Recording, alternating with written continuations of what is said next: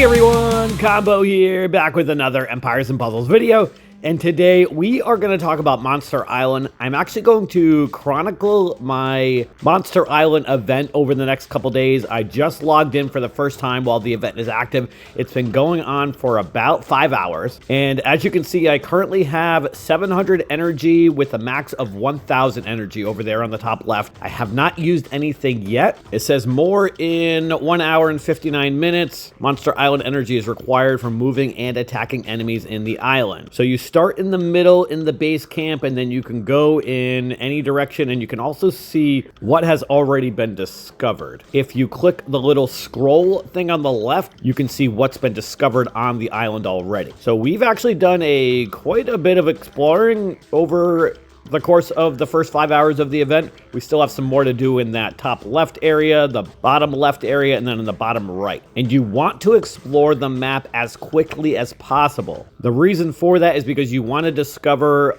all of the hordes quickly so that you can beat them within the first 12 hours, or really ideally in the first 10 hours, so that you have a little bit of a buffer, because the hordes will respawn every 12 hours, so they can respawn a max of 3 times. So you want to kill them 4 times if possible. That's going to be how you're going to maximize your points. And the more points that you get for the more hordes that you kill, the higher ranking you'll get, and the better loot that you and your alliance will get at the end of the event. If you click the top right here, you can see what we've done as far as discovering hordes, discovering relic chests, discovering treasure chests. And treasure chests you do not want to open until the very end of the event. You want to use the keys that you get along the way for opening up the relic chests. The relic chests will give you stat buffs and different bonuses, which make beating both the hordes and the apex monsters at the end of the event much easier. The apex monsters are basically like titans. So there are 40 total hordes.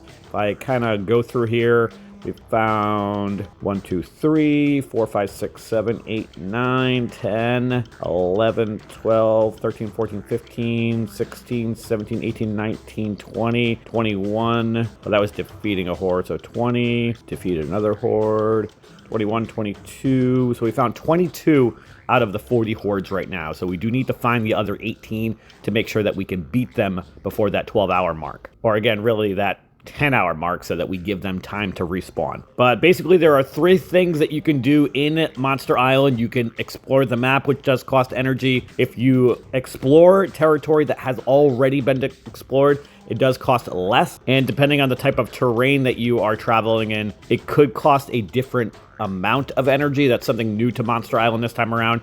And these are what the hordes look like with the multiple monsters. We've got somebody attacking one of them right now. And then let me see if I can find one of the apex monsters so you can see what those look like. Where are you, apex monster? Here you go, like the big monster with the stars underneath it. The other things here on the left, we can see that we do have 2 relics already. All heroes get 5% health every time a hero casts their special skill, and we get minus 20% reduced damage received. There's also the little gear here where you can see the chat coming in and out if you want, or event info, which basically gives you the basics of Monster Island. Talking about exploring the island, defeating monsters. When the event timer runs out, the Alliance will receive the rewards based on the amount of chests open and the Alliance score rank on the leaderboard. Alliances are assigned an event difficulty based on their Titan performance. Each difficulty has a different leaderboard, and the value of rewards increase with higher difficulties. The campsite is that area. Oh, I didn't mention about the campsite, but that's where we began. And you can edit your team and items only in the campsite area. Items consumed in battles are refilled when returning to a campsite, so you basically only can start with 5 of each item. And as you travel the map and attack hordes or attack apex monsters, you're going to lose those items. And in order to get them back, you have to go back to the campsite. Then it talks about energy and monsters, apex monsters, the monster hordes. We pretty much talked about that. The monster hordes, you'll get a better feel for when I actually attack some of them, because they've got multiple monsters and they continue to reappear as you beat them. And you could have up to 15 or something like that monsters on the screen at the same time, which is why attack all hitters are usually the best. And once you attack a horde, you need to beat it multiple times in order to kill the horde. And each time you attack it, it costs more energy. Last time around, it cost 10 energy to attack it the first time, 20 energy the second time, and then 30 and 40 and so forth. So usually it's best to only attack the horde twice and team up with your fellow alliance mates to try to kill those hordes. Same thing for the apex monsters when you get around to attacking them, which again, I would not recommend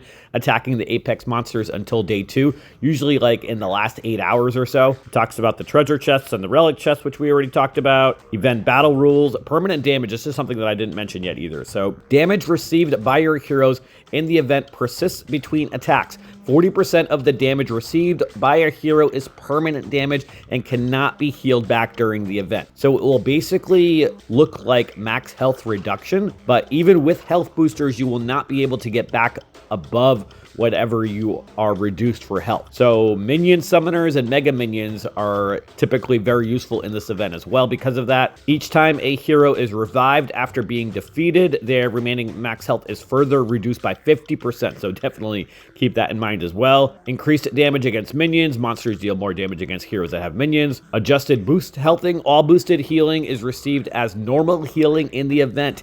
Heroes' health cannot exceed their maximum health. That is very important to note as well because of what we just talked about. There's event bonuses for the Plains Hunter, Abyss Hunter, and Jungle Hunter families. That's actually new for this time around in Monster Island with the most recent update, and honestly, that really should have been happening all along. And then the heroes receive a reduction to the amount of permanent damage they receive in battles. This is for those families, actually, that we just talked about. Their special skills also become empowered, casting an extra ailment to all enemies.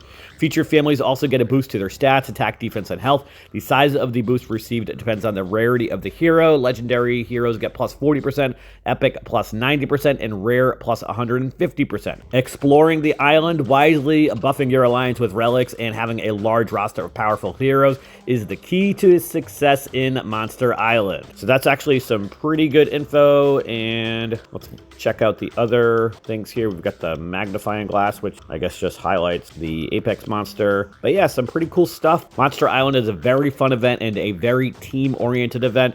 As far as this map goes here that I clicked on earlier, we actually divided up the map amongst I think 12 people in our alliance to explore the map early on. That's definitely something I would recommend doing in future Monster Island events. It's seemed to work pretty well so far, and it's kind of identified some specific areas that we need to get to. I think that's pretty much all that I wanted to talk about for now. I am obviously going to come back and attack some hordes, attack some apex monsters.